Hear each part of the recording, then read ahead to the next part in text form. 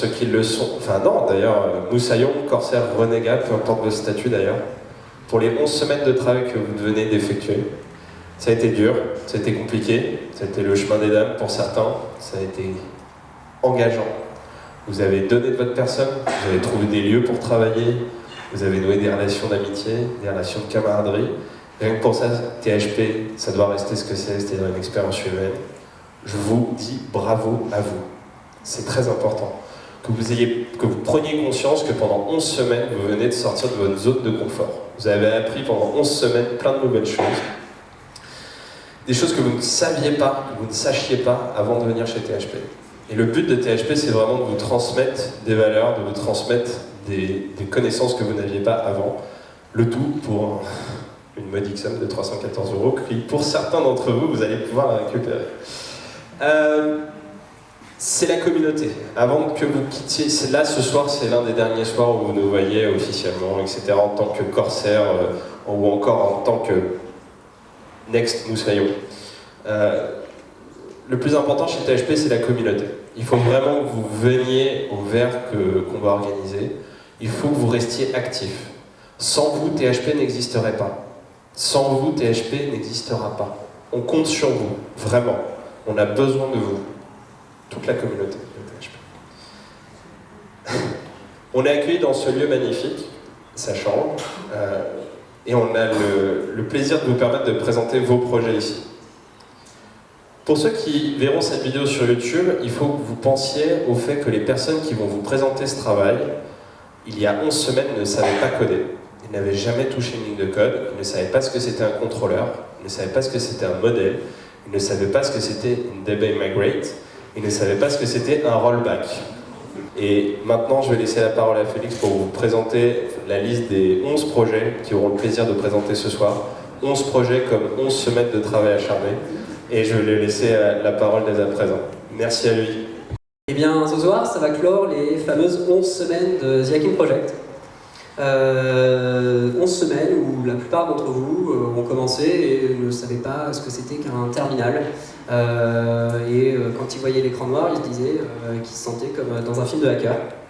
Et 11 semaines qui se sont, on va dire, finalisées sur le fameux projet final pendant 2 semaines où, avec quasiment rien, vous vous êtes mis à coder des applications qui étaient, au début de la formation, complètement inaccessibles à vous.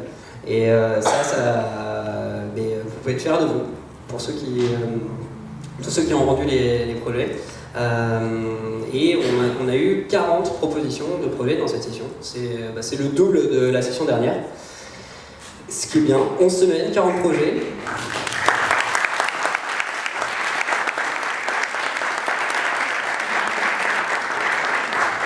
Et comme les projets étaient partout, dans toute la France, et bien ce soir nous allons en présenter 11.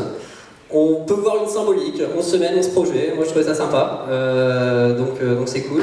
Il y a un peu de tout ce soir, comme vous pourrez le voir, et je vous propose de commencer sans plus tarder, et je vais appeler le premier projet Craft Market.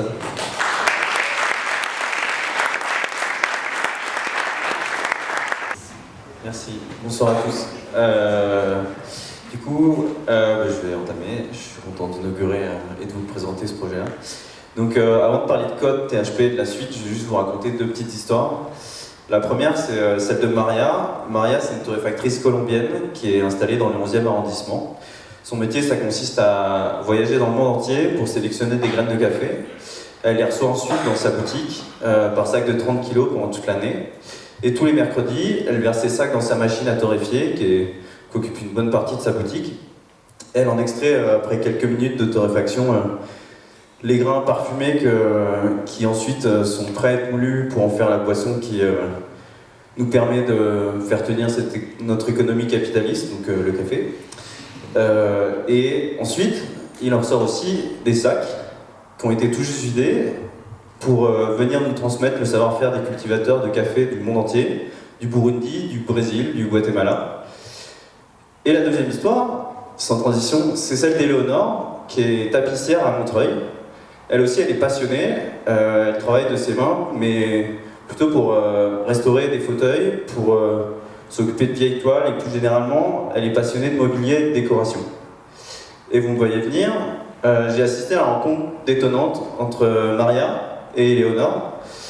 Et en fait, après quelques minutes de présentation, après un café forcément, elles étaient d'accord sur un point, c'est que les sacs qui venaient tout juste d'être vidés, il était hors de question qu'ils terminent à la poubelle. C'est des sacs qui sont extrêmement solides, qui sont uniques et qui nous transmettent des histoires d'hommes. Et elles, ça leur plaît. Donc, on a donné quelques sacs à Éléonore et elle est revenue quelques jours plus tard. Elle les avait transformés en poufs, en sacs à main, en pochettes, en tabliers, même en nœuds papillons. Et donc en fait, en prenant un peu de recul sur cette rencontre-là, cette histoire, elle vaut aussi pour les caisses de vin, les chutes de tissu, de cuir, et plus généralement énormément de matières qui demandent qu'à être réemployées. Et donc voilà la petite histoire, la réflexion qui est à l'origine de Craft Market, la marketplace B2B des matières secondaires. Et donc voici son état aujourd'hui après 2 semaines de travail plutôt acharné avec mes co-développeurs, cofondateurs, c'est encore un peu ambitieux je pense. Donc il y a Anda qui est ici, Victor qui est au fond et Damien qui n'a pas pu être là ce soir. Donc voilà, on va juste parcourir un peu notre site pour que ça illustre mon propos suivant. Aujourd'hui notre produit, il veut éliminer toutes les frictions qui font que les pros s'empêchent d'utiliser le bon coin. Et donc ça passe par une expérience d'achat limpide et surtout la création d'un tiers de confiance entre ces professionnels. Et donc notre MVP propose notre MVP il propose déjà un profil public de chaque membre pour que chacun puisse exposer son métier et inspirer la confiance de tous les autres professionnels membres du site, qui présente aussi l'historique d'achat, de vente, et plus généralement qui cherche à illustrer la fiabilité des professionnels. Et donc les prochaines étapes côté tech, c'est du coup d'ajouter les API qui vont encore réduire toutes les frictions que j'ai évoquées avant. Ça veut dire permettre une livraison à vélo entre les professionnels, permettre une facturation automatique entre ces professionnels et entre autres une autocomplétion par exemple grâce aux données ouvertes sur les entreprises que fournit l'INSEE. J'ai cru que tout avait planté. Et on prévoit aussi d'ajouter sur chacun des profils publics, de permettre aux professionnels d'exposer les réalisations issues du recyclage qui est généré sur Craft Market. Et enfin, côté business, les prochaines étapes, du coup, c'est de retourner voir Maria, Éléonore, et en fait tous leurs confrères, les artisans et les commerçants locaux qui sont passionnés et qui pourront peut-être, grâce à notre produit, devenir du coup des acteurs de l'économie circulaire. Et enfin, on espère que grâce à tout ça, si cette vision se réalise, tout le monde saura que rien ne se perd, si l'on crée, tout se transforme.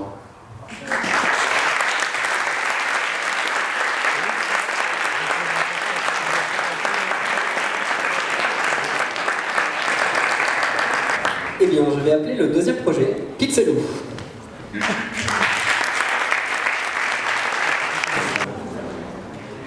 Bonjour à tous.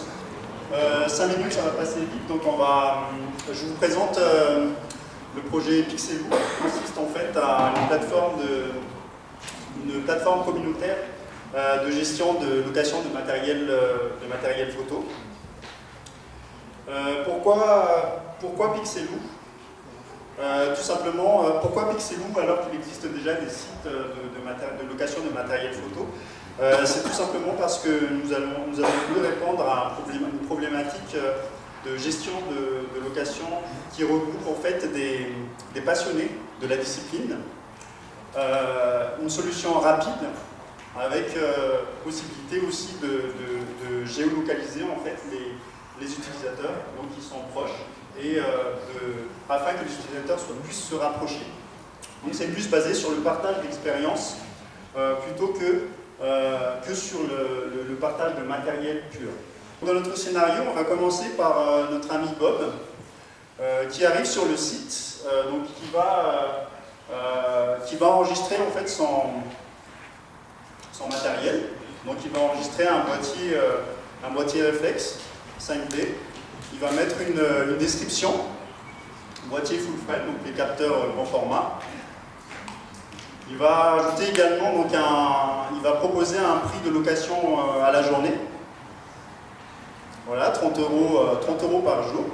Il va situer donc précisément où est-ce qu'il se trouve. Donc, en l'occurrence, dans l'application, on gère deux villes, qui est Paris et Marseille.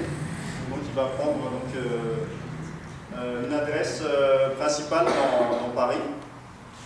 Tu peux mettre un rue de 51 rue de l'Iéna si tu veux.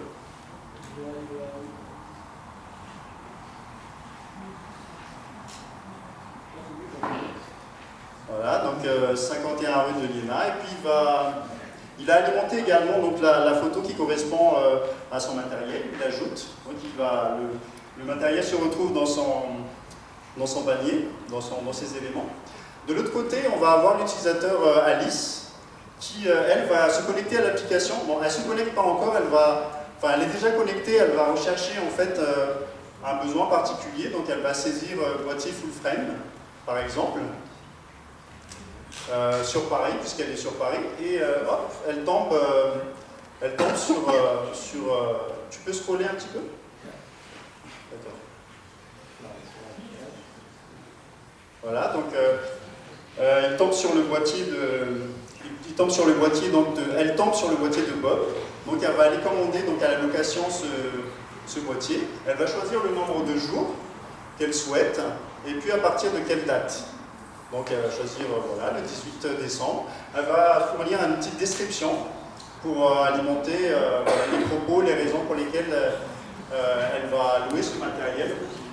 L'application est basée sur la confiance, donc il faut alimenter un minimum, un historique, un profil utilisateur pour voir que c'est quelqu'un qui s'intéresse vraiment à la photo et non pas une personne qui juste veut emprunter du matériel pour... Donc là, elle a reçu donc la demande. J'ai loupé la fenêtre, mais donc elle a validé la demande d'Alice. Il a validé la demande de Alice, qui elle, à son tour, en fait, reçoit un email comme quoi la commande a été acceptée. Et puis je vais anticiper sur la fin, puisque là, vous connaissez tous, on va saisir la carte bleue. Et la suite de l'histoire, c'est que Bob et Alice vont se rencontrer pour échanger le matériel, parler un peu de leur expérience. Et voilà.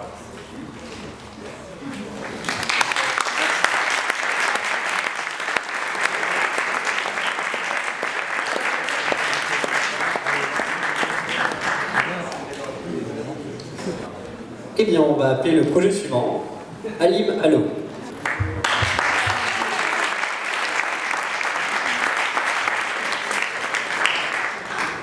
Bonsoir. Bonsoir à tous.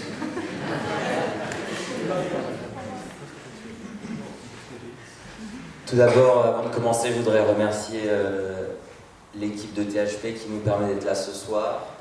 Nous arrivons au terme de 2 mois et demi très intenses et ce soir, on va vous présenter une sorte d'embryon qui nous a mis 2 semaines de travail acharné à pondre. Donc vous comprenez qu'on soit tous un peu anxieux. Mais voilà, donc ce soir-là, je vais vous présenter un projet qui s'adresse un peu à une certaine tranche de la population. Les éveillés de nuit, les fêtards, les insomniaques, les créatures sans sommeil, les animaux nocturnes. Voilà, tous ces gens-là, je ne sais pas s'il y en a dans la salle. En tout cas,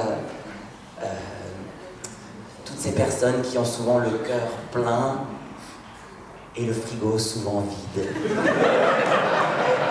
Vient une heure où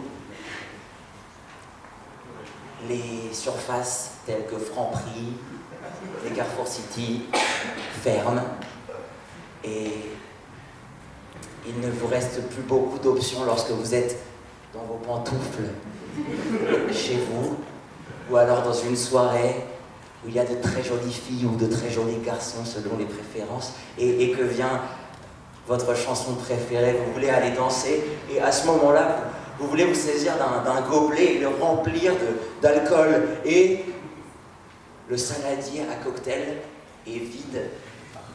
Il ne reste plus que quelques fruits qui ont mariné toute la soirée. et vous voulez absolument commander de l'alcool. Alors, qu'est-ce que vous faites? Qu'est-ce que vous faites pour vous donner un peu d'élan pour aller parler à la fille qui est à l'autre coin de la salle? Bah, vous avez besoin d'alcool.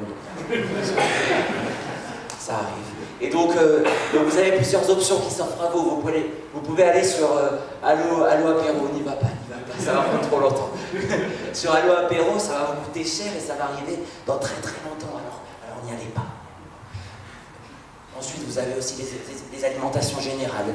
Les alimentations générales, c'est bien du coup, vous allez aller sur Google Maps et sur Google Maps, vous allez chercher, vous allez avoir zéro information parce qu'elles ne sont pas référencées et si elles le sont, les horaires sont souvent erronés. Alors, quelle est la troisième option qui s'offre à vous? C'est Alimalo. Voilà, Alimalo. Tu veux bien recharger la page, s'il te plaît? Alimalo, le réseau des alimentations générales, il fait nuit, il fait tard. Vous l'avez? Sinon je vous l'explique. Trouve à toute heure l'épicerie la plus proche qui est encore ouverte. Nos épiciers sont là pour toi. Voilà, vous pourrez y trouver de quoi vous sustenter, de quoi vous abreuver, de quoi rouler de quoi avoir des relations, bref, voilà. Tout ce dont vous avez besoin après passer une certaine heure. Donc voilà, je vous présente Alimalo. Ne manquez plus de rien le soir, en un sens. Vous voyez ce que je veux dire?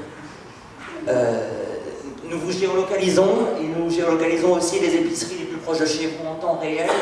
Alors, je ne sais pas si vous pouvez voir là, parce que je pense qu'elles sont toutes ouvertes à cette heure-ci, mais il y en a certaines qui sont en mode fantôme parce qu'elles sont fermées. Donc voilà, elles s'affichent lorsqu'elles sont ouvertes.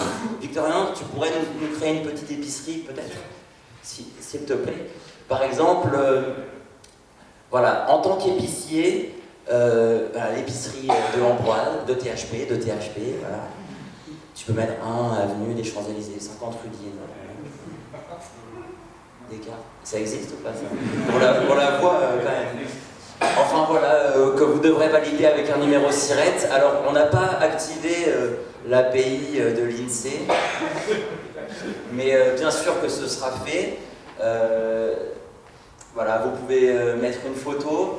On veut quand même avoir une sorte de petit contrôle sur l'esthétique. Vous avez vu, donc cette application s'adresse surtout à des gens qui regardent ça le soir. Donc on a opté pour un design assez sombre. Bon, voilà, un peu élégant à votre image. Plein de belles choses en soi. Donc c'est pas très compliqué à utiliser. Si vous avez des questions, n'hésitez pas. Pour l'épicier aussi, vous avez accès à votre bureau, vous pouvez modifier vos horaires en temps réel. Souvent sur Google, il n'y a pas les horaires, on s'est demandé pourquoi, on s'est dit peut-être qu'ils ne veulent pas communiquer direct, peut-être que légalement, ils n'ont pas toujours le droit d'être ouverts, etc. Donc ce serait une bonne application pour ne pas laisser de traces et pouvoir dire en temps réel, voilà, je suis ouvert, venez. Voilà, je n'avais pas beaucoup d'autres choses à vous dire ce soir. Voilà, j'étais heureux de vous présenter ce réseau.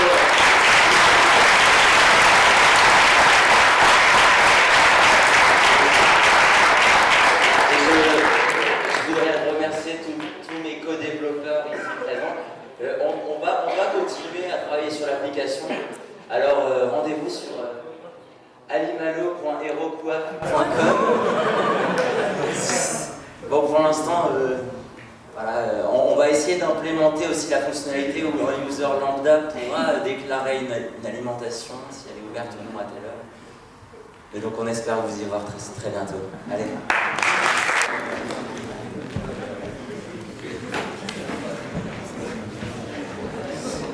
Eh bien, on sait, si jamais on est dans la tâche ce soir, ce qu'il faudra faire. Je vais appeler l'application suivante 55 Seconds.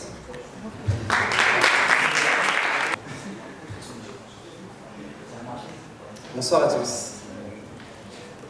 Est-ce qu'il y en a parmi vous qui ont déjà sauté en parachute? Ou a fait des recherches pour un ami pour sauter en parachute? Bon, c'est une vraie galère. C'est une vraie galère pour trouver un saut en parachute et s'informer aujourd'hui en France. alors qu'on est une des nations la plus représentée en termes de compétition et aussi de business dans le monde du parachutisme. Aujourd'hui, on répond à une problématique avec 55 secondes, c'est de permettre à des moniteurs, des jeunes moniteurs qui viennent d'avoir leur brevet d'état, qui coûtent déjà un paquet de pognon, de pouvoir s'inscrire sur notre plateforme et d'être référencés gratuitement. Donc là, on va vous présenter la plateforme 55 secondes en termes de, on va dire, user stories, parce qu'il y a deux côtés sur cette application. Il y a un côté, le visiteur lambda, qui va tomber sur la plateforme sûrement en tapant soit en parachute à Lyon, et aussi le moniteur qui peut s'inscrire et avoir sa propre page. On va commencer par le visiteur. Donc déjà, on arrive direct devant une barre de recherche où on n'a presque pas le choix de faire autre chose que de trouver un moniteur vers chez moi. Donc on va taper une petite adresse. Voilà, on va chercher à Lyon. Et voilà, là on tombe tout de suite sur... Ouais, désolé pour les photos. On tombe tout de suite sur un moniteur à Lyon, dans le Rhône, qui s'appelle Anaïs. Imaginez qu'il y avait plusieurs moniteurs, on en aurait 3, 4, 10, 20, 30. Et donc on a tout de suite une petite présentation avec une description du moniteur qu'il a lui-même écrit, une partie commentaire, où on a peut-être des utilisateurs qui ont déjà sauté avec lui et qui laissent un petit commentaire au moniteur, et surtout une page voir ses tarifs. On va rentrer directement dans les détails du moniteur, où on voit où il est présent, dans quel département, parce qu'un moniteur c'est mobile, ça peut commencer une saison dans le Rhône, ça peut finir en Guadeloupe, pour l'hiver. Et donc on a le choix, on a plein de photos, suivant les produits qu'il va proposer. On a 3 catégories en gros dans le parachutisme, un saut en tandem, un saut d'initiation et aussi un stage pack, c'est pour être en fait parachutiste autonome. Et on va pouvoir directement passer à la caisse. Ça a fait 3 clics, et normalement on a calculé que ça soit en moyenne 55 secondes sur notre site pour trouver un tandem. S'il y a des gens qui ont déjà cherché des tandems sur internet, c'est une vraie galère, jamais en 55 secondes vous trouverez quelque chose. Donc ça c'était l'expérience, on va dire, visiteur lambda. Maintenant je suis moniteur, je viens d'avoir mon brevet que j'ai acheté 20 000 € et j'ai vraiment pas de budget pour faire mon design, mon site web et être référencé. Donc on va se loguer en tant que moniteur, on a déjà créé quelque chose en base. Ça c'est cheap.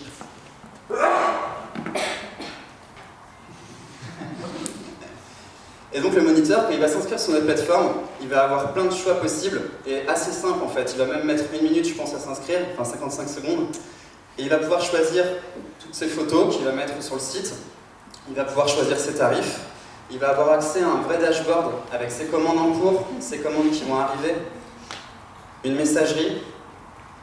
Alors ouais, on va aller sur le profil du moniteur. Donc sur toute la partie là, sur cette carte-là, il va avoir un résumé de ce qu'il a déjà fait. Okay, entre ses informations, ses commandes, avec les commentaires des utilisateurs, ses futures prestations, et aussi ses photos qu'il a mis actuellement sur son profil. Il va pouvoir éditer tout ça. On n'a peut-être pas besoin de leur montrer l'édition, on va se dire rapidement. Ok, donc on va pouvoir gérer toutes les photos pour les sauts en tandem. On va pouvoir gérer aussi, ça c'est important, savoir où est-ce que je vais être référencé. Par exemple, si je finis la saison en Guadeloupe, à partir du mois d'août, je vais cocher Guadeloupe ou un autre département. La feature super sympa, c'est de mettre cette disponibilité. Moi, par exemple, j'aime pas travailler le week-end, donc je vais travailler que du lundi au vendredi. Donc on va pouvoir gérer ces créneaux. Bon, désolé, le calendrier il est simple mais efficace. Donc je vais me connecter en tant que client. Et pareil, je vais vouloir faire un saut en tandem à Lyon.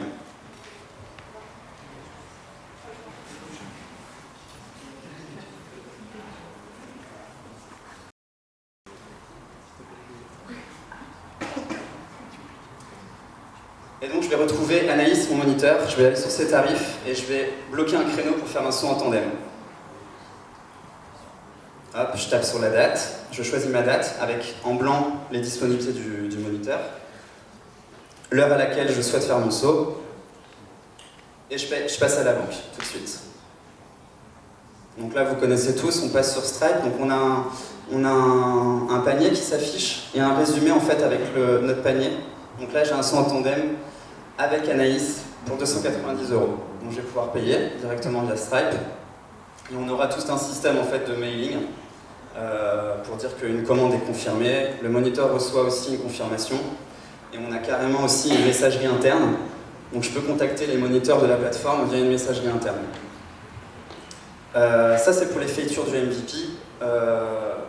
Je remercie Christine et Maëlle, mes co-développeuses, on a mis ça à jour en bout de 10 jours. Mais le but c'est d'aller chercher du coaching et pas du saut en tandem, parce qu'il y a vraiment quelque chose à faire dans le parachutisme en France. Et j'espère que ça dans 5 secondes on sera l'acteur. Voilà, merci.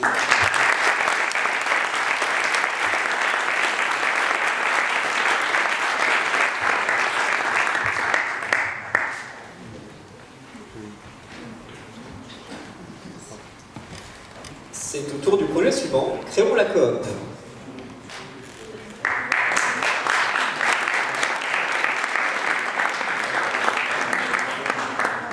Bonsoir tout le monde. Alors, vous connaissez tous les problématiques de réchauffement climatique, on sait qu'il faut on sait qu'il faut acheter bio et acheter local aussi, le plus possible. Le problème c'est que quand je vais à Carrefour, je veux bien acheter bio, mais l'avocat que je prends vient du Pérou, la région Picardie, il y a plein de producteurs autour de chez moi, je ne sais pas comment rentrer en relation avec eux. Pour répondre à cette problématique, une association s'est créée actuellement, qui s'appelle Créons la Coop, et ils veulent créer un supermarché coopératif. Donc ce supermarché, on est actuellement 120 membres, et on cherche actuellement à ouvrir un local, et on est en relation avec les producteurs pour acheter en gros leurs produits, et donc se les revendre à nous-mêmes à prix réduit. Donc on a accès à des produits bio et locaux à 20%, jusqu'à 40% moins cher. Donc le problème en ce moment, c'est que tout se gère par mail, c'est un peu une misère pour communiquer. L'intérêt de ce site, c'est d'être une plateforme de communication entre tous les membres. Donc la feature du site seront donc la liste des membres, on peut accéder à toutes les informations des membres, en trouver rapidement, les adresses mail, tout ça. C'est exactement la même chose pour contacter les producteurs. La feature principale, c'est les missions. Dans lesquelles on a accès directement sur une carte, un utilisateur qui vient dessus peut voir directement quelles missions sont réalisées autour de chez lui. Donc ça peut être par exemple récolter des fruits chez tel producteur, les amener au magasin, etc. Donc en allant sur une mission en particulier, on peut voir les détails d'une mission, donc qu'est-ce qu'il faut faire, quels sont les participants, donc on peut choisir de participer. Cliquer sur le bouton de participer pour afficher sa participation aux autres. Donc du coup, quelqu'un qui vient sur l'onglet mission sait directement quelles missions sont à réaliser pour le supermarché autour de chez soi, et sait directement aussi qu'est-ce qu'il y a à faire et qui fait quoi dans l'association. Et finalement, dernière feature, c'est les infos. Donc il y aura aussi un système de privilèges, donc évidemment là il y a 7 groupes de travail différents, donc les gens vont gérer des choses différentes, et donc des gens pourront créer des infos, transmettre les infos, par exemple les derniers résultats, des informations plénières, tout ça. Et finalement il y aura des super admins, entre guillemets, qui pourraient donc gérer tout le site, donc en full CRUD, ce qui permettra à un membre de pouvoir gérer de façon autonome tout le site. Donc voilà pour les features du site, ce qu'on aimerait bien faire à partir de là. Donc là, la plupart des données qui sont sur le site sont des données test évidemment. On attend d'avoir les équipes de travail qui nous donnent les données pour que les intègrent au site. Donc tout ce qui est producteur va changer, on va voir tout ce qui sont les deals en cours et tout ça, beaucoup d'infos peuvent être ajoutées. On va améliorer l'interface avec de l'Ajax, on va dire classique. Et voilà, j'espère que c'est bon, ça mérite. Merci à vous.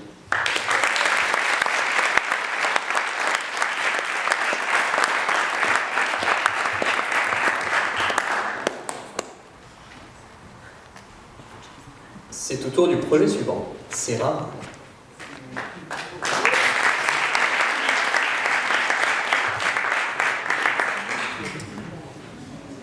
Test, test. Tout le monde m'entend. Bonjour tout le monde. Alors déjà, je vous salue parce qu'aujourd'hui on est tous des mousquetaires. On est tous des corsaires aujourd'hui. C'est vrai que pour moi, c'était une sacrée aventure, je pense pour tout le monde. Et donc, les youtubeurs qui nous regardent, franchement, venez parce que c'est vraiment top. Alors, Sera, qu'est-ce que c'est au-delà d'un joli nom, c'est la première plateforme d'espace éphémère en France. C'est-à-dire c'est quelque chose qui n'existe pas du tout actuellement. Aujourd'hui, on a les grands voisins dans le 14e, on a la recyclerie dans le 18e, voilà, vous avez des grandes friches qui sont utilisées. Mais en fait, la France, c'est pas que Paris.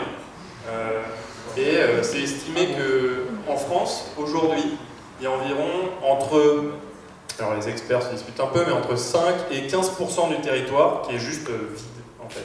Mais des friches industrielles, c'est-à-dire des grands entrepôts, des bâtiments, etc. Et donc ça nous pose quand même un petit souci, parce qu'il y a beaucoup d'entrepreneurs, il y a beaucoup de gens qui ont pas mal de projets, et qui n'ont pas forcément l'espace pour l'exprimer. Et aujourd'hui, ça n'existe pas. C'est-à-dire que, il y a des investisseurs qui vont prendre un entrepôt de 5000 m², puis qui vont décider ce qu'ils foutent. Donc un potager, un barbecue, une épicerie, etc. Nous, comme THP nous a permis à tous d'exprimer des idées un petit peu individuelles, on pense que c'est aux citoyens, à la population, à vous, à nous, de pouvoir s'engager sur un projet, de proposer quelque chose. Donc là, par exemple, un utilisateur qui arrive, qu'est-ce qu'il voit? C'est assez simple. Il peut commencer par aller voir les villes. On a choisi 6 villes pour l'instant, sachant que dans chacune des villes, il y a une surface, mais qui est énorme. Il y a une étude qui est sortie il n'y a pas très longtemps, par exemple à Marseille, vous avez dans la ville 200 hectares de friches où il ne se passe rien, quoi. Dans le Nord-Pas-de-Calais, donc c'est quand même un département important, vous avez des dizaines de kilomètres carrés de friches inutilisées. Rhône-Alpes, c'est exactement pareil. Donc là, par exemple, si tu cliques sur Paris, tu peux voir en fait la liste des différents projets qui ont été proposés au vote, parce que c'est le fondamental du site en fait, c'est que c'est un peu la population qui décide. Moi c'est vrai que dans ma ville à côté, on me propose, je sais rien, un hackathon, un festival de danse, quelque chose comme ça. Moi je vais voter pour, je vais peut-être pouvoir faire un don, d'ailleurs par ailleurs. On va pas forcément vous montrer la totalité des fonctionnalités du site, parce que vous allez bien évidemment y retourner plus tard. Mais vous avez la possibilité de localiser aussi où se passent les différents projets dans votre ville. Après, par exemple, si tu vas dans projet, là vous voyez la totalité des projets qui sont proposés sur le site. On a fait quelque chose d'un petit peu plus imagé à la base, mais on s'est dit qu'un peu plus de détails c'était intéressant. Et puis voilà, quand vous cliquez sur un projet, vous pouvez voir voilà, un petit peu le détail, les images, etc. etc. Donc comment nous, est-ce qu'on se rémunère dessus? C'est pas très compliqué. En fait, on prend une com sur les apports d'affaires. Parce que bien évidemment, vous avez un bâtiment de 3000 m² ou peu importe, il faut un architecte, il faut un aménageur, il faut derrière des entrepreneurs peut-être qui se proposent. Donc après, on souhaite par ailleurs, là c'est simplement la proposition de projet, mettre en place potentiellement un partenariat avec une plateforme de financement participatif pour pouvoir permettre, suite à la proposition d'un projet et suite à son élection par la communauté, là pour l'instant c'est 500 votes, mais on peut penser par exemple au bout d'une semaine, le meilleur projet à Bordeaux est élu, de les mettre directement avec la liste des 500 votants sur cette plateforme pour pouvoir voir le projet aboutir plus facilement, avec plus de visibilité que sur des dons par exemple. Sachant que aussi dans l'équipe actuellement Sera, on vient tous un peu d'horizons différents et on propose d'offrir un accompagnement au projet qui est élu, que ce soit financier, que ce soit juridique, que ce soit sur du marketing. Voilà principalement l'idée de Sera. Donc j'ai pas de punchline pour la fin, mais je souhaitais quand même remercier l'équipe, donc Patrick, les deux Paul et Sophie qui nous regardent de Bordeaux. Et aussi Scaleway, parce que c'est vrai qu'en me levant ce matin, je n'imaginais pas que je fasse une présentation en chaussons devant vous. Donc voilà pour Sera. C'est au tour du projet suivant, Meet and Travel.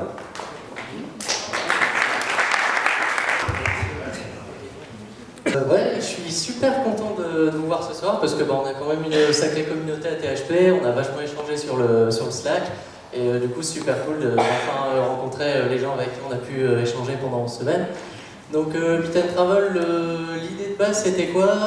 En fait avec Anaïs, on part en road trip chacun de notre côté dans quelques semaines et on essayait de se trouver un peu des compagnons de voyage et puis de trouver un petit peu des bons plans.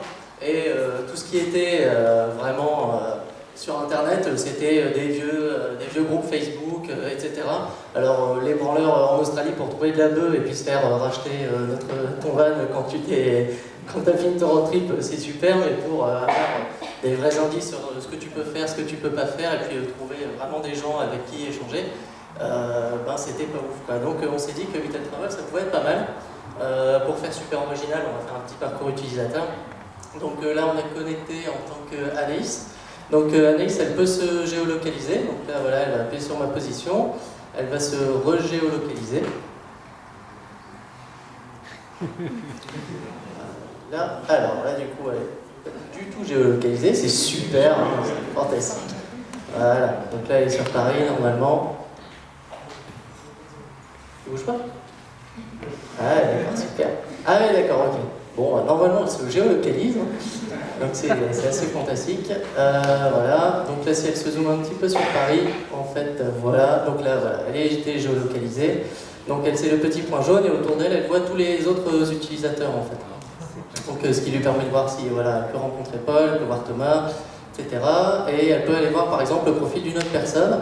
Donc par exemple Virginie, donc, qui est toujours sur Paris, on peut voir son petit profil, donc elle a 44 ans, qu'est-ce qu'elle a comme description. Et puis par exemple les bons plans qu'elle a pu proposer en fait à la communauté. Donc voilà, elle a proposé un plan sur Paris qui était un bar avec sa petite description, etc. On voit qu'il a été liké plusieurs fois avec un petit commentaire. Donc si Anaïs par exemple décide d'aller suivre ce bon plan, elle peut faire sa petite story à elle en ajoutant un commentaire et puis par exemple là elle a déjà potentiellement liké. Et ce qui pourrait être sympa, c'est de se dire que Virginie, elle a proposé un bon tips en fait à la communauté.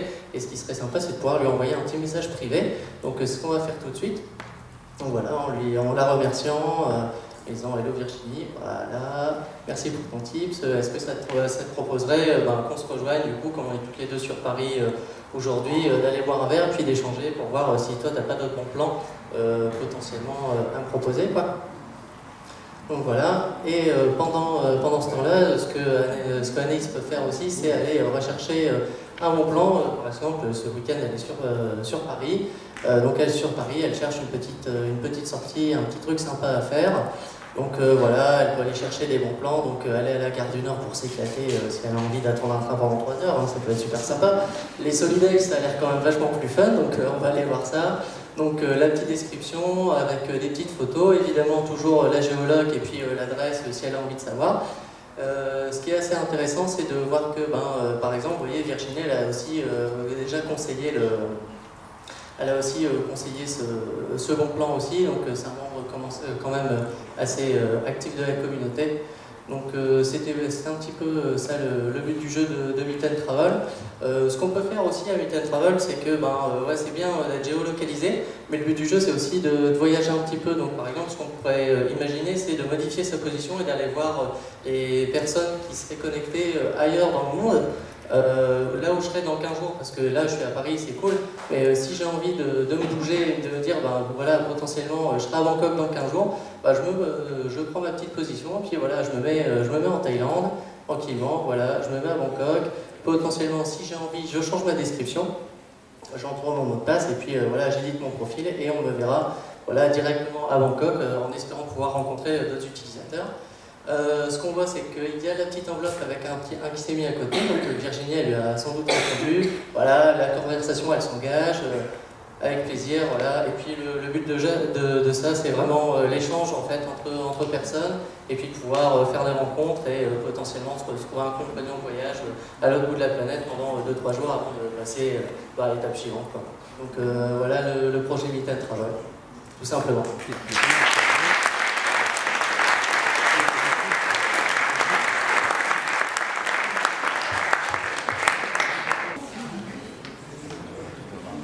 Nous allons passer au projet suivant, Berlin.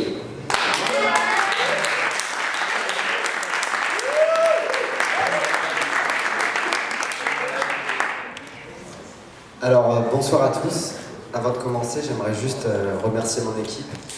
Ils ont été super, ils ont beaucoup travaillé. On est fiers de vous présenter Beerly ce soir. Alors Beerly, qu'est-ce que c'est? Rapidement, c'est un site qui vous permet de trouver les bars autour de vous qui servent votre bière préférée. Donc c'est un peu parti à l'origine d'une frustration, c'est-à-dire que tu as énormément de bars qui te servent toujours la même bière, Carlsberg et ainsi de suite. Et aujourd'hui, le marché de la bière, il se développe énormément. Tu as beaucoup de microbrasseries qui font un travail exceptionnel, qui proposent des bières toujours plus différentes les unes des autres. Et moi, j'avais envie de pouvoir profiter, de pouvoir goûter ces bières-là, et surtout de pouvoir les trouver, parce que c'est pas forcément facile de savoir où elles sont distribuées. Donc, comment ça se passe? Forcément, sur la page d'accueil, on a voulu mettre au centre de la homepage notre recherche. Donc, cette recherche-là, elle s'effectue par nom de bière. Donc, on peut taper sa bière préférée. Il y a un petit système d'autocomplétion qui te permet de choisir la bière qui est en base de données. Et après, tu cliques, tu autorises ta géolocalisation et tu as la map qui s'affiche avec ta position. À gauche, la liste des bars sur laquelle tu peux scroller pour trouver celui que tu préfères et leur position dans Paris. Voilà, tu peux cliquer dessus, tu as des petites infos. Après, tu peux aller voir la fiche bar. Alors pourquoi c'est intéressant? C'est parce qu'on a un système de wishlist. Donc tu as un petit bouton et tu peux ajouter le bar à ta wishlist. Ça va être pas mal parce que parfois tu as envie de trouver un bar dans un certain quartier, mais en scrollant tu vas avoir d'autres bars intéressants. Tu vas peut-être avoir envie de les visiter plus tard. Donc voilà, le système de wishlist c'est fait pour ça, c'est pour pouvoir retrouver tes recherches, ainsi de suite. Donc voilà, là on a déjà connecté l'utilisateur. On a des connexions grâce à Facebook et Google. Et dans ta wishlist, tu as un système qui te permet de cliquer sur le bar pour montrer que tu l'as déjà visité, ou alors de le laisser vide et de savoir que tu vas pouvoir le tester dans un certain temps. Voilà. Donc là tu peux cliquer, il apparaîtra dans ta liste des bars approuvés. Après tu peux le supprimer et voilà. Alors du coup ça c'était la partie utilisateur. Tu peux aussi ajouter ta bière préférée à ta wishlist. Tiens, retourne sur le... Alors, petit problème. Voilà, on va retourner sur la page user. Tu retournes dans ta wishlist et tu peux chercher ta bière préférée, l'ajouter aussi à ta wishlist. Et ça c'est parce qu'à terme on aimerait pouvoir mettre en place un petit algo de suggestion. Donc c'est-à-dire que si tu as mis une bière d'une certaine catégorie dans ta wishlist, qu'on puisse te recommander d'autres bières intéressantes qui pourraient te plaire. Donc ça c'est la partie utilisateur, mais du coup il y a toute une partie barman qu'on a implémentée parce que forcément pour pouvoir remplir les fiches bar, il faut qu'il y ait des barman intéressés qui rentrent la description de leur bar, qui rentrent surtout leur carte de bière. Donc on va aller voir comment ça se passe. Là, il se connecte en tant que barman. Voilà. Ok. Du coup, sur la page barman, elle est un petit peu différente que la page utilisateur. On a deux boutons. On a mon bar. Donc à l'intérieur de ça, il va pouvoir éditer son menu ou ses infos, comme tu veux. Voilà, tu rentres ton adresse. C'est comme ça que les barman créent leurs fiches. Et puis après, si tu peux aller sur la carte, mets à jour, très bien. Voilà. Donc on a une carte qui s'affiche. On va pouvoir rajouter des bières, donc toujours pareil avec un système de recherche. On va pouvoir vérifier si ta bière elle est bien dans la base de données. Donc tu sélectionnes, tu l'ajoutes. Tu vas pouvoir choisir si ta bière est en pression ou en bouteille, le prix de la pinte, le prix du demi. Et tu vas aussi pouvoir archiver ta bière, parce que le marché de la bière est assez saisonnier, donc il y a des bières qui se vendent plus l'hiver que l'été, ainsi de suite. Donc pour pas forcément les enlever de ta carte, tu peux les archiver, et voilà. Tu les ajoutes à ta carte, ton truc est fait. Donc à terme, ce qu'on voudrait continuer de développer, c'est un système de vérification, voilà, pour pouvoir vérifier si les bières sont bien dans la base de données, si les bars existent bien, donc on les affichera pour l'utilisateur que s'ils ont été vérifiés. Et voilà. Donc après, on a aussi une recherche par style. Donc si tu n'as pas un nom de bière en tête, tu peux choisir ton style de bière préféré, les bières belges, les allemandes. Et pareil, quand tu lances, ça t'affiche tous les bars qui les servent. Et en plus, tu peux voir sur la fiche bar quelles bières sont servies. Donc voilà, la Hoegaarden, Green, ainsi de suite. Et tu peux retourner sur la fiche bar, l'ajouter à ta wishlist s'il n'est pas déjà dedans. Et voilà. Du coup, on a encore envie de continuer, on est tous contents de ce qu'on a fait, on a encore des idées pour continuer à développer le projet, et voilà, c'était bien.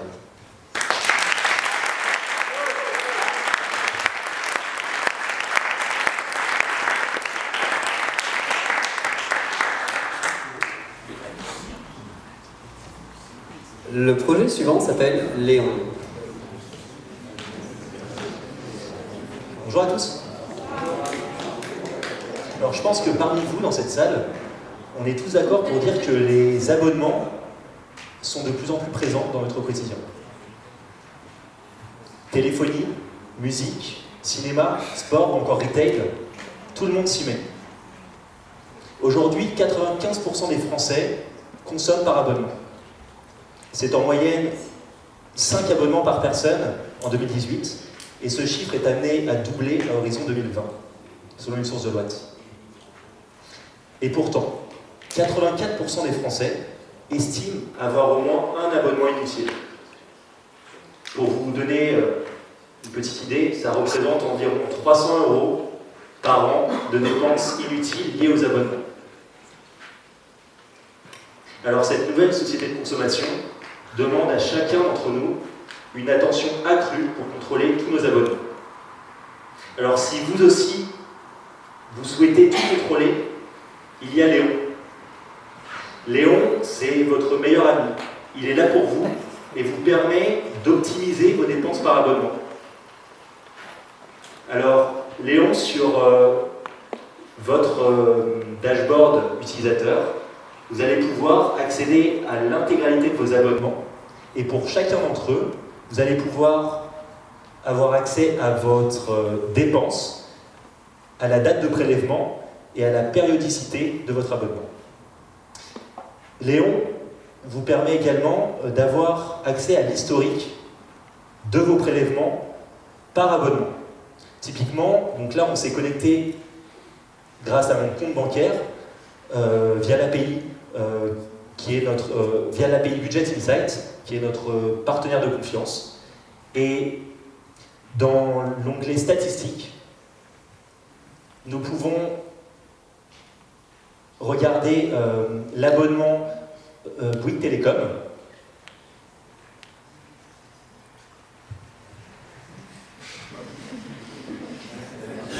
Voilà. Et nous pouvons constater que l'historique de prélèvement pour cet abonnement fluctue à travers le temps.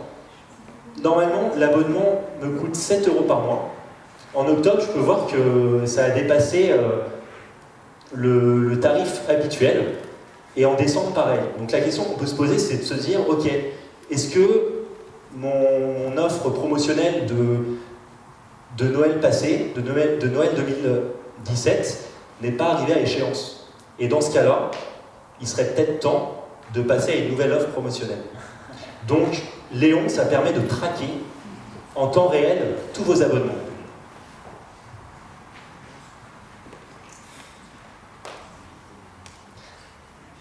Alors, nous allons maintenant passer... nous allons faire une simulation de synchronisation de votre compte bancaire.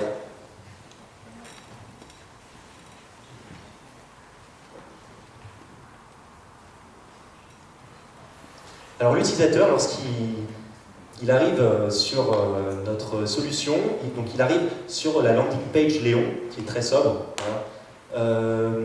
Nous insistons sur la sécurité des transactions bancaires de l'utilisateur.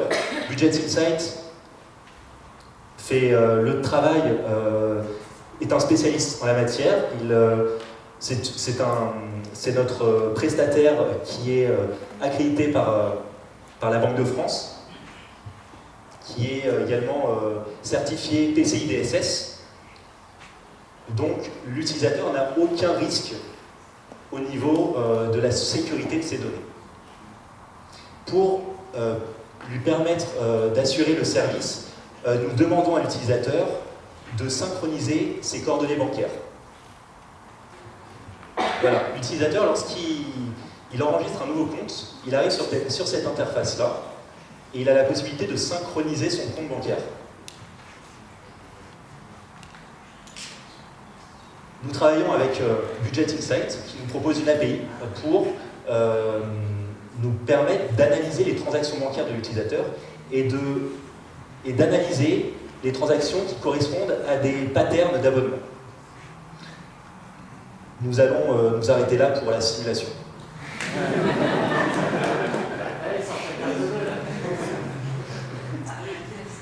Voilà, nous avons pu faire cette simulation il y a de ça un peu moins de 2 heures et je pense qu'on est tous d'accord pour éviter de divulguer les numéros de compte.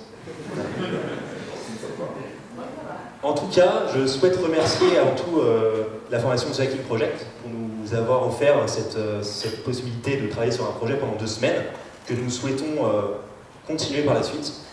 Et je souhaite remercier également mon équipe, Henri, Paloma, Recep et Victor. Félicitations à eux.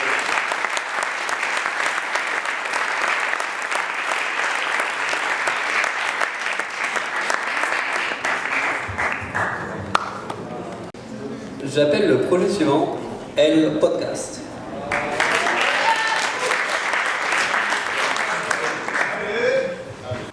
J'ai le regret de vous annoncer que vous ne passerez pas la soirée sans une présentation PowerPoint. Dans la salle, avant de rentrer dans le dur, qui écoute des podcasts? Ouh, vous êtes pas mal. Qui les écoute? Il y a une application sur son mobile. Il y en a déjà un peu moins. Alors, on a constaté que le podcast, c'est un phénomène qui est en plein boom. Si on regarde aux États-Unis, aujourd'hui, c'est 315 millions de revenus publicitaires. Quand je dis aujourd'hui, c'est sur l'année. D'ici 2020, le marché va grandir de 110%. En France, les acteurs sont en train de se développer. Grosso modo, il y a plein des anciennes médias qui sont en train de lancer des riches podcasts de producteurs, et il y a un business qui est en train de se faire sur le podcast. Sauf que, on n'a retenu qu'un seul chiffre de tout ça. Voilà. Aujourd'hui, il y a 525 000 podcasts. Ça représente en tout 18,5 millions d'épisodes. Ça, c'est les chiffres qui ont été confirmés par Apple au mois de juin. Et on est arrivé à une conclusion. Mais comment on s'y retrouve dans ce truc-là? Par rapport à ça, on a regardé ce qui se faisait sur le marché. On a regardé ceux qui étaient déjà préinstallés sur les téléphones mobiles. Apple Podcast, Google Podcast. Les expériences sont super, vraiment. Il y a un design ultra chiadé. Sauf que c'est bien quand tu as l'initié, mais quand tu découvres le podcast, c'est franchement compliqué pour s'y retrouver. Par rapport à ça, nous on propose le podcast.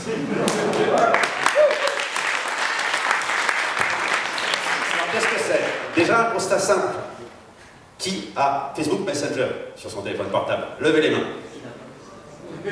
C'est encore plus qu'un podcast. L'avantage de Facebook Messenger, c'est une expérience ultra simple que tout le monde maîtrise. Autre avantage de Facebook Messenger, c'est disponible sur le mobile et sur Internet. Et nous, ce qu'on propose avec le podcast, c'est une expérience guidée. 5 clics, on vous recommande 5 podcasts sur une thématique et par rapport au temps que vous avez alloué, et le tout en moins d'1 minute. Mais maintenant, place à la démonstration avec Fred. Bonsoir à tous, je vais pas aller prendre le micro pour passer un peu aux choses sérieuses. Mais avant d'aller au bot, on va vous faire la présentation un peu du site, qui est finalement une présentation de la solution de notre outil. Comme vous pouvez le voir là directement en live, c'est simplement une page très simple, sobre, sans fioriture, parce que l'idée avant tout, alors si tu peux remonter, c'est dès que l'utilisateur arrive, on a un call to action. C'est direct, si tu as envie, tu peux tester tout de suite l'application. Si tu veux en savoir plus, tu peux aller en bas, voir les caractéristiques et découvrir l'équipe. Tout ça évidemment c'est fait en Ruby, tout tourne parfaitement. On a également ajouté un petit GIF en dessous animé pour que ce soit un peu plus dynamique. Mais ce qu'on va faire, c'est qu'on va démarrer le chatbot. Alors quand on arrive là-dessus, on appuie du coup directement sur le bouton démarrer. Alors à côté de ça, c'est greffé également à une page Facebook, hein, c'est obligatoire. Donc on va s'adresser à lui. Il faut lui faire un yo ou un salut, peu importe. Et on attend qu'Heroku démarre. Ouh, alors Heroku nous joue des tours, hein, je pense que c'est peut-être mieux de passer sur Scalweb. On va jouer une séquence entière. Non mais réellement il y a des problèmes avec Heroku vu qu'on est sur une version gratuite, il y a un problème de paralysation des tâches. Dans l'idée c'est que normalement vous êtes censé avoir un message d'introduction et on vous propose de choisir une catégorie, un thème de prédilection. Donc on va choisir loisirs par exemple. Donc le bot, et pour affiner avec Alam, comme vous pouvez le voir, on a utilisé, alors déjà on s'amuse un peu avec les icônes, mais également avec un langage assez courant, enfin un peu décalé et surtout lié à notre thème, un peu mexicanos, etc. On va choisir du manga typiquement.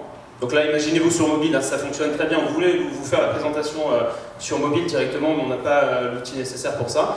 T'as combien de minutes devant toi? Alors plus de 60 minutes. Donc là ça mouille, alors pour info, là ce qui est en train de se passer c'est qu'on est connecté à l'API d'iTunes, on récupère un JSON, on récupère plein de feeds URL en RSS et on parse ensuite le flux RSS pour récupérer en fait toutes ces infos qu'on stocke en base et on vous les présente sous forme de cartes. Du coup on va sélectionner, alors comme vous pouvez le voir on peut les passer, alors imaginez-vous encore sur mobile c'est encore plus simple. On va prendre la première fiche, typiquement. Alors là, ça va ouvrir du coup la page de notre site. Alors sur mobile, c'est une WebView qui est ouverte et qui est parfaitement adaptée, responsive, tout ce qu'il faut. Là, du coup, vous arrivez sur l'équivalent d'une fiche produit, hein, mais qui est du coup la fiche du podcast, des éléments sur le podcast, sur l'épisode en question. Vous pouvez partager tout ça, évidemment, pour que ça fasse du bouche à oreille. Vous pouvez également vous inscrire au podcast sur iTunes et on peut surtout lancer le podcast. Alors, nickel. Alors, en exemple d'usage, avant d'arriver en fait au démodèle, moi je suis véhiculé, je suis en scout et j'ai voulu tout simplement retester l'application et redécouvrir un nouveau podcast. Je l'ai lancé directement à partir de Messenger et c'est compatible même lorsque vous êtes en veille. Donc je me suis mis en veille, j'ai mis ça en Bluetooth et j'ai découvert des trucs. Et du coup voilà pour cette partie présentation produit. Je redonne la parole à monsieur Suarez. Cédric. Yes, merci Fred. Un MVP c'est bien, mais c'est encore mieux quand il est monétisé. Dans un podcast, ce que vous ne voyez pas, c'est que pour chaque recommandation, on traque plein de choses. On est capable de savoir quels sont les podcasts qui ont été écoutés, les podcasts qui ont été likés, ceux que vous avez partagés avec vos amis, et ceux qui ont généré un abonnement ensuite. Il y avait deux boutons qu'on n'a pas testés, mais on est capable de s'abonner directement via l'application iTunes pour récupérer le flux RSS. Et derrière ça, on a pensé à deux cibles. Soit des annonceurs. L'idée, c'est que typiquement, il y a de plus en plus même de marques qui s'intéressent au podcast. Imaginez, on est à une semaine de Noël, les Galeries Lafayette ont envie de pousser des podcasts relatifs avec l'esprit de Noël. On sera capable demain d'envoyer un message personnalisé dans Facebook Messenger avec 5 podcasts sur la thématique de Noël. Et l'autre cible qu'on souhaite viser, c'est les éditeurs de podcasts. L'idée, le souci qu'il y a aujourd'hui sur le marché du podcast, c'est qu'il y a très peu de statistiques qui sont fiables. Là-dessus, on est capable de tester l'appétence à un podcast dans un moteur de recommandation. Et ensuite, voilà la roadmap qu'on s'est fixée. La première chose, aujourd'hui, on fait quand même une recommandation qui est assez simple. C'est-à-dire qu'on prend vos préférences en termes de thématiques, le temps que vous êtes dispo. Demain, on veut affiner cette recommandation. On veut faire un système, alors c'est assez barbare, ça s'appelle la recommandation par filtre collaboratif, c'est faire du Netflix. C'est-à-dire que toutes les personnes qui ont aimé, vous cherchez un podcast sur le gaming, et ben on va vous proposer les podcasts que toutes les personnes ont aimé sur le gaming. Et on va vous le proposer parce que justement, ces personnes, elles l'ont aimé, donc vous allez sûrement l'aimer aussi. L'autre chose, on vient d'en parler, c'est la possibilité d'envoyer ce message personnalisé avec 5 podcasts depuis l'administration du site. Et l'idée aussi, c'est que là, pour le MVP, on a mis des catégories de manière empirique, on a mis du gaming, on a mis des choses. Demain, on va avoir des stats depuis iTunes sur quelles sont les bonnes catégories à mettre dedans, quelles sont les catégories où il y a le plus de podcasts. Et typiquement, les plages où il y a le plus de podcasts aussi. Est-ce que c'est un intérêt de mettre un bouton de 30 minutes s'il y a 0 podcast dedans? Non. Ben, l'idée, c'est d'être capable de détecter ça demain. Et enfin, on ne l'a pas encore mis là, mais on pense au Messenger, mais on pense aussi au futur.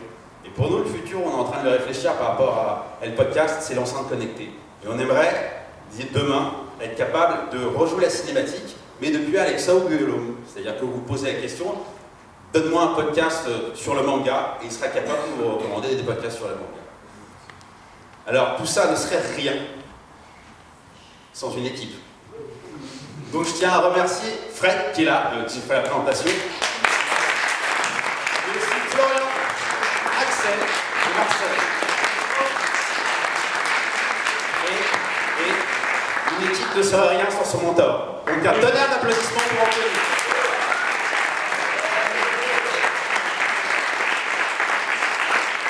Il a su à la fois nous faire confiance au début du projet, parce qu'il l'a trouvé cool.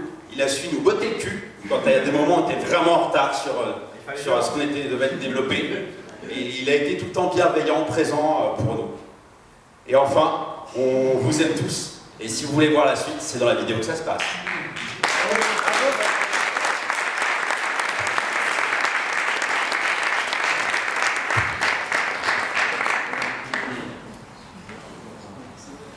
Last but not least, le dernier projet j'appelle Sportlist.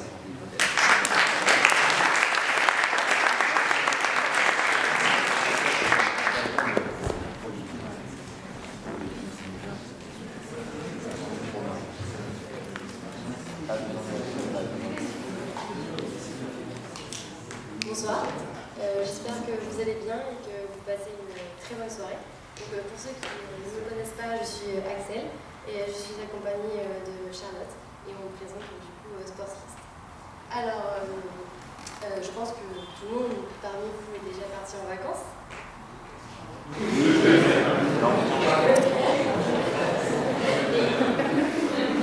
Il faut avouer que quand on est à l'étranger,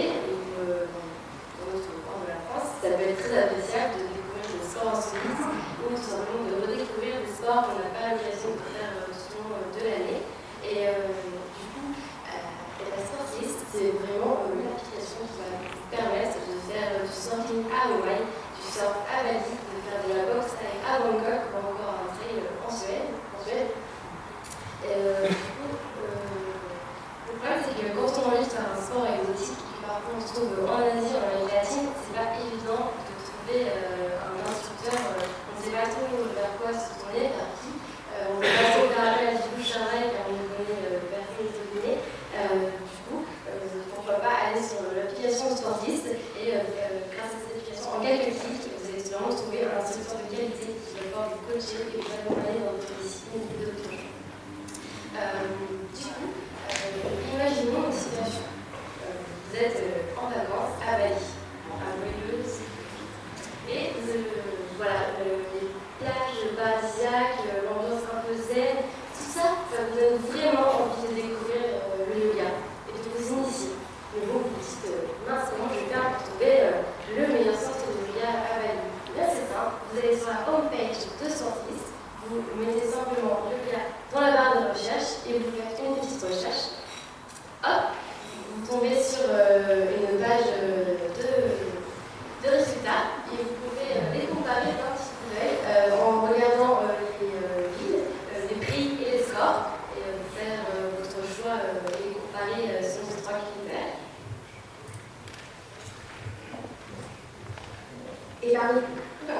Et parmi toutes ces lunettes, il y en a une qui vous plaît un peu plus que les autres. Par exemple, le yoga aérien, parce que ça a l'air cool et qu'on a l'air de s'amuser beaucoup. Donc vous cliquez dessus et là vous avez accès à toutes les informations nécessaires. On retrouve les mêmes informations, tarifs, localisation, horaire d'ouverture et surtout les informations de contact, donc numéro de téléphone et parfois, quand le professionnel l'a renseigné, le compte Facebook et le compte Instagram. Donc vous allez contacter ce centre de yoga.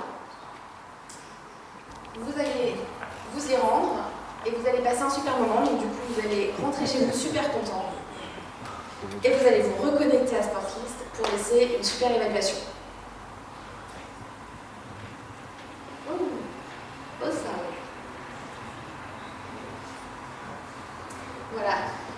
Donc suite à cette super expérience, vous adorez Bali en plus, vous adorez le yoga aérien c'est vraiment le top. Vous allez vous expatrier. Vous allez passer 2 ans à Bali, vous allez devenir un yogi très expérimenté. Et ce sera à votre tour, du coup, avec ce même compte, pouvoir créer votre expérience et pouvoir partager vos compétences en yoga. Donc vous allez vous rendre vous allez cliquer sur Offer an Experience. Et vous allez remplir ce formulaire en 3 étapes. Donc la première étape, ce sera de remplir les informations descriptives. La deuxième étape, ce sera de remplir les informations de contact. Et la dernière étape, ce sera de remplir la localisation avec une Google Maps. Vous pourrez vous piler sur la carte.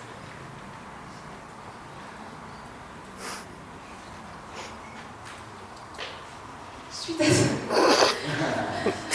ensuite vous aurez accès comme un vrai professionnel à votre dashboard et vous pourrez piloter toutes vos activités sur ce dashboard qui affichera toutes vos activités, toutes vos expériences.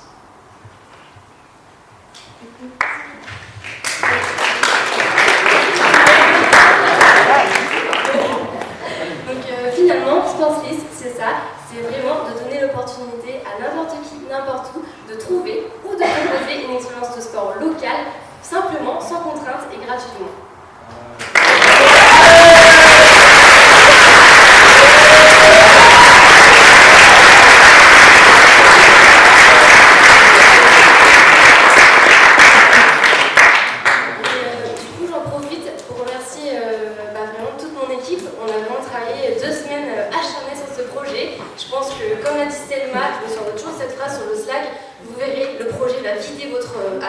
Et franchement, c'est un peu le cas, mais je suis encore là, debout, fière de présenter le projet. Et du coup, voilà, merci à Charlotte, merci à Olivier, à Cyril, à Chanel qui sont dans le fond. N'hésitez pas à les applaudir aussi.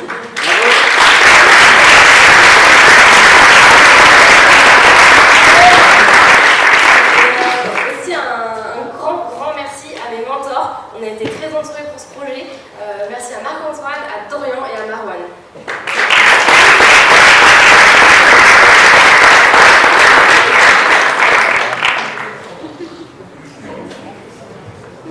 Et bien voilà, ceci était le dernier projet et marque la fin de ces Demo Days.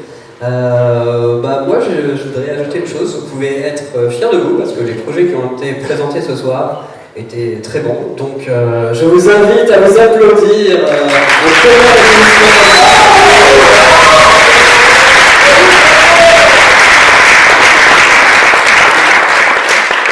Donc là c'est le moment un peu des cases dédiées où on dit merci à plein de gens qui nous ont aidés, notamment merci à tous ceux qui nous ont supportés depuis le début, aux corsaires qui sont là ce soir et qui sont venus voir les super projets des moussaillons, aux corsaires qui ont bien voulu mentorer les projets de ces moussaillons, aux non-corsaires qui ont bien voulu mentorer les projets de ces moussaillons. Merci encore une fois à Scaleway de nous accueillir. Et évidemment, merci au jury, parce que cet après-midi, c'était un peu la course pour tout le jury. On avait 40 projets à faire passer. Donc merci à Benjamin, Guillaume, Loïc, Anthony, Paul, Olivier, Frédéric et Tarek.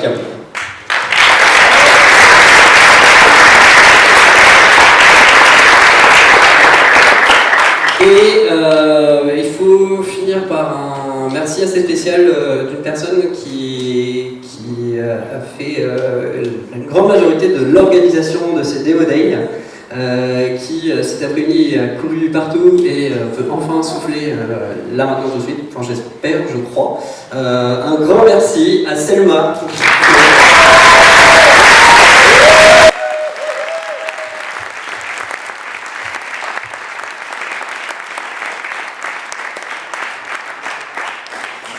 Bon, c'est peut-être la fin de cette session, mais c'est surtout le début d'une nouvelle vie. Il y a 3 mois, quand vous voyez du code, vous vous disiez mais qu'est-ce que c'est que ce langage bizarre, ce charabia. Et maintenant, vous pouvez comprendre, vous êtes autonome dans la gestion de code, et vous pouvez même faire des applications comme celles qu'on a vues ce soir-là. Donc moi je suis un peu ému, donc voilà. Mais vous êtes aussi membre de 2 communautés. La première, c'est la communauté Ruby, qui est l'une des raisons pour lesquelles on a choisi ce langage à THP. C'est une communauté très active que vous pouvez, n'hésitez pas à capitaliser, à aller au meet-up, à aller découvrir les gens de Ruby. Si on a autant de mentors techniques ce soir, c'est parce que les gens de Ruby sont adorables. Il y a plusieurs meet-ups sur Paris qui nous connaissent et qui nous aiment bien. Je pense à Mentor on Rails de Guillaume, je pense à Paris Ruby Workshop de Victor et Ruby. Il y a aussi Paris RB, bien entendu, et Women on Rails, qui sont les 4 gros meet-up avec qui on est en très bon terme.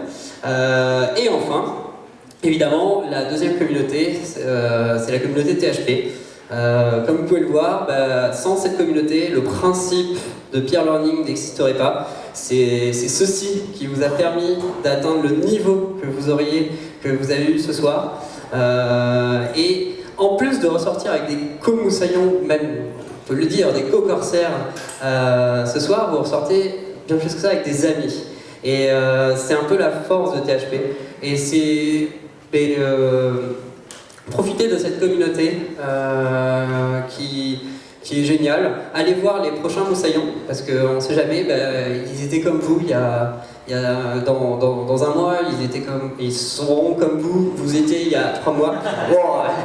Et vous repenserez avec nostalgie au moment où vous vous étiez dit « Ah ouais, putain, moi aussi j'ai fait ces erreurs, c'est marrant. » Donc voilà. Eh bien écoutez, c'est la fin. Je vous invite ce soir à faire un peu la fête, fêter ces 11 semaines comme il se doit. Et on va commencer avec un petit cocktail en bas, je crois. Et voilà. Ah, il y a Charles qui veut ajouter un petit truc. Ouais, je vais rajouter, j'espère que vous avez grave kiffé, parce que nous on a grave kiffé vous voir tous, comme on vous kiffe tous depuis le début. Merci de votre présence.